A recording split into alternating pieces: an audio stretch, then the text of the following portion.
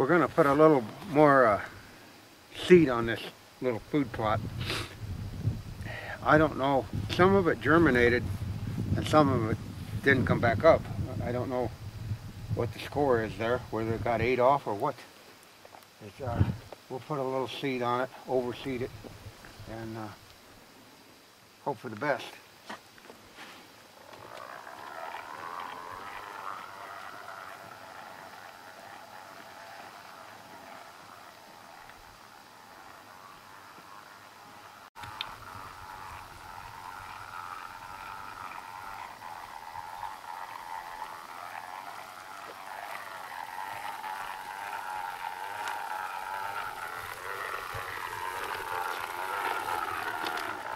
For you guys out there that smell like couch potatoes, it's really important to stay in shape. And I'm going to show you why. And also I'm going to show you what my grandma used to do in her garden. She used to take an old cedar tree and drag it around as a rake to break up the clods. Well, this is our old Christmas tree. And I don't want to run the four-wheeler over the top of this. I just want to rake it in a little bit. And so I don't want, this works really good. This is probably how the Indians used to do it. That's why they call me the non-typical Norwalkian, because I come up with non-typical ways. But like I say, my grandma used to do this in her garden.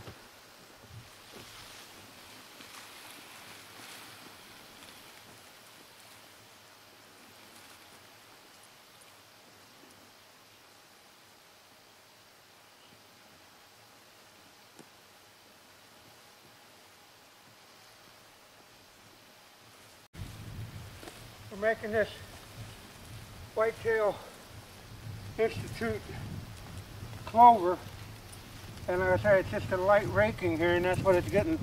And it's just enough weight on that old Christmas tree. But you know, that's what a lot of you guys got to think.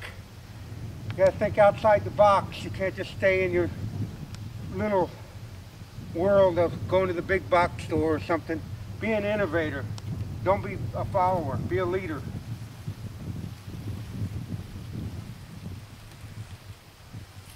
You see it's dry, and you see the dust coming out behind me. We're supposed to have about 4 days of rain.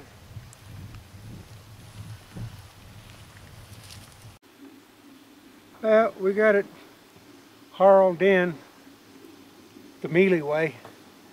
Some of you guys probably laughing your ass off, but the thing about it is you can do these food plots with a little imagination and a little bit of determination. You don't need all that fancy equipment. But I tell you, some of this seed that you do buy, it's pretty high tech, and it costs a lot of money, and they can make it happen in ideal situations. Now, if this doesn't happen down here, I'm going to be very dissatisfied with that Imperial Whitetail Clover. You're not going to get any better dirt than this in the United States, down here in a wet area. So, this here Whitetail Imperial stuff is going to prove itself down here, either good or bad. And if I find out it's bad, you're going to see that it was bad. So I don't expect you to get any better results than what I have. And I'm pretty dissatisfied with it right now. So let's see what happens in the future.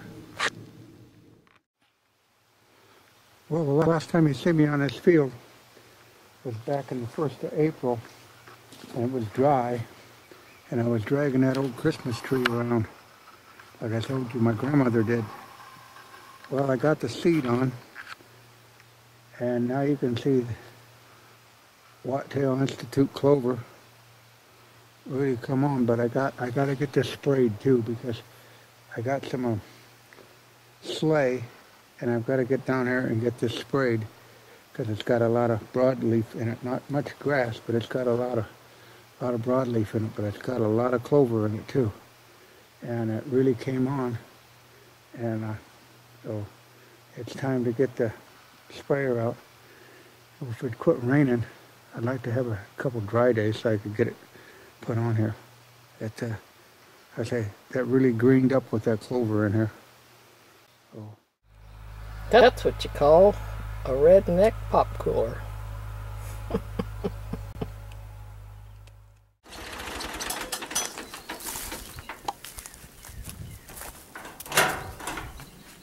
Yep, You got to make sure you put a lot of fertilizer on.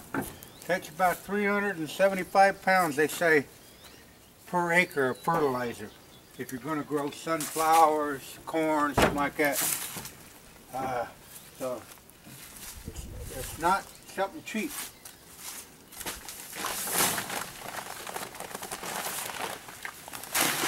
It's 375 pounds.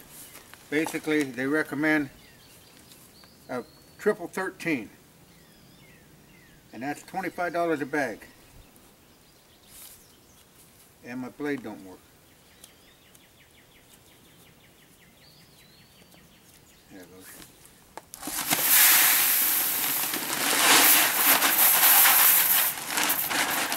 That's at a Arkansas college.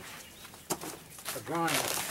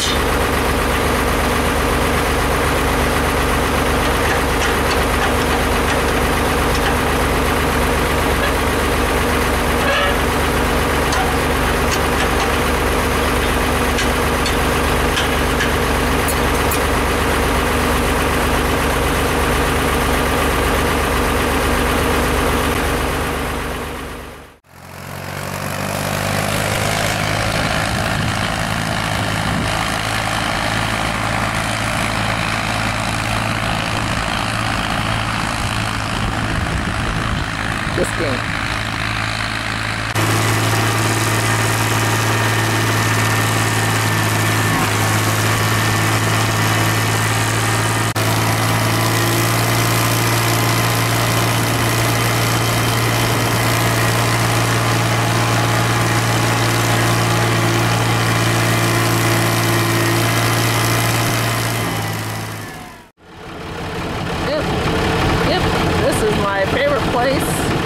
To be on a tractor. It's got a nice little roof, keeps you out of the sun, and I can sit here and watch Donnie work. Yep. Oh, just so you know, this ain't no yuppie. Yeah, and there might be some wood out there, but I just got done just getting that wheel. So I got something done today. I rode the front half and just the back half. Woohoo! Okay, for you food plot enthusiasts, you need a conditioner, pulverizer or something. You see how smooth this is over here? This is ready for seed, small seed. You came back over here, this is ready for soybean. You can notice the difference in it. You don't have to have quite a spine, but when you're going to plant that Whitetail Institute or any of that high dollar seed, you've got to have a smooth finish.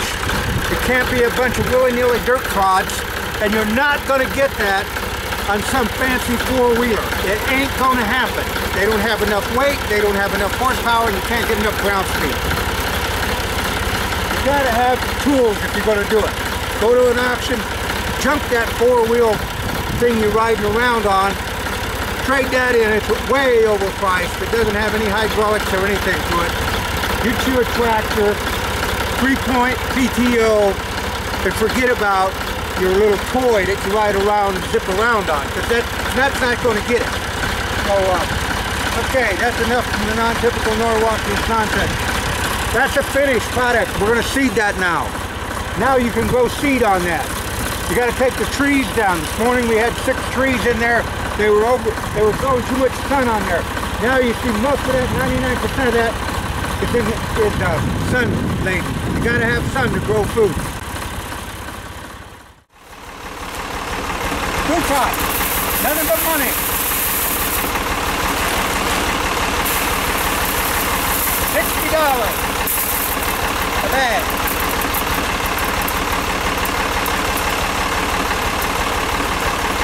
So you fence setters, that's why people like me get pissed off at people like you.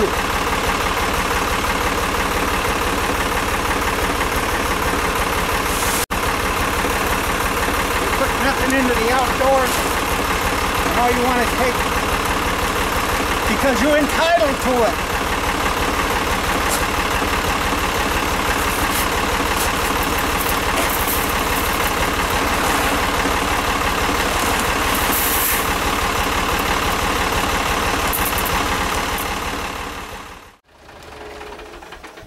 Those 2 top Asgrow bags were free. Grant Poindexter turned me on to those down at Pheasants Forever at Hell's Trailer Service. That's all they give you is 2, and that should do most of you. But I got, what do I got? 2, 3, 4, 5, 6. I probably got 7 bags of beans, 50 pounds. So that's 350 pounds. When you broadcast beans on, you got to put them on heavier because you're going to lose some. Food plots cost a lot of money. If you want to be a punk and do it on the cheap, might as well forget it. Because if you don't man up and spend the money and do the proper work, you ain't going to get no results. You know, might as well spend your money in a tattoo parlor and say, I did that.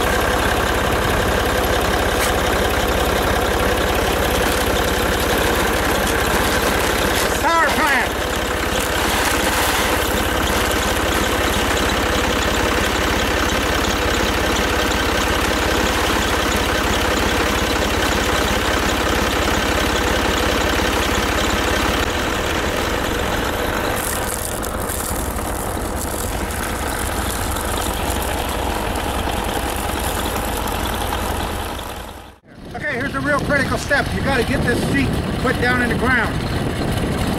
Run the pulverizer over it lightly, pack it down, incorporate it into the dirt. That way it won't wash off.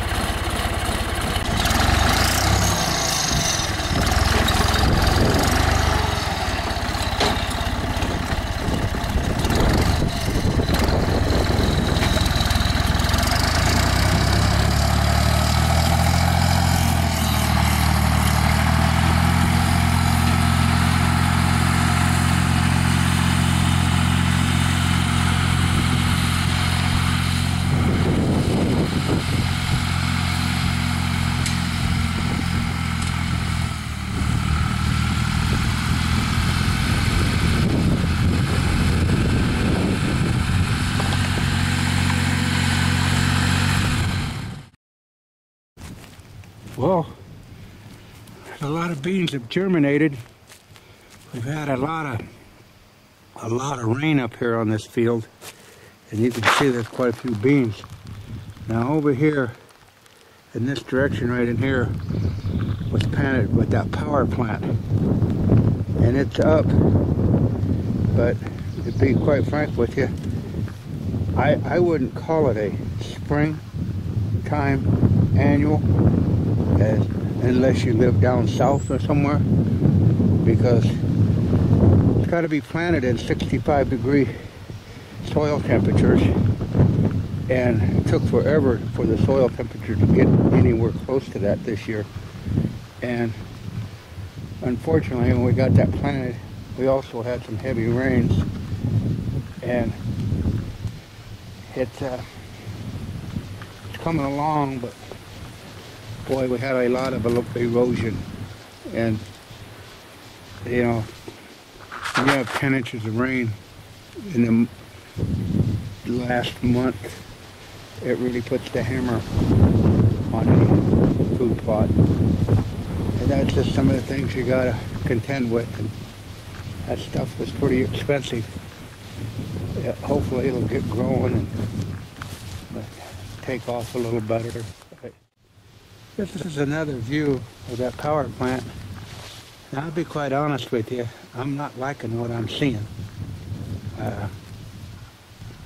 There again, I don't know. That ridge spot up there really concerns me, why that has nothing on it. That should have been clear full. So I think must have been the high spot, and the rain must have beat it down, and everything dispersed coming toward us and washed it off that spot. So that's the only theory that I could come up with. But you know, I definitely want something growing there, because that's probably a 30 feet by the widest 15 feet, maybe 20 feet wide. That should be producing a lot of summertime forage, which, if go unattended, ain't gonna make nothing but dirt. So, something to put on the to-do list. But on the whole, there's a lot of beans up. Just have to wait and see. I notice I'm getting the velvet leaves are starting to come in my corn, and those are tremendous. I have to let it get a little higher, then get in here and spray this corn to because these velvet leaves are in here. There are a bunch of them in there. Left unchecked, those things will grow 6-7 feet tall on their own, especially with that nitrogen in the ground. Oh, it's a lot of work for maintain these food plots. Anyhow, corn's looking good. Beans are looking good. They'll grow in, but you know, you just never know. A lot of rain up there in this field. Lots and lots of rain.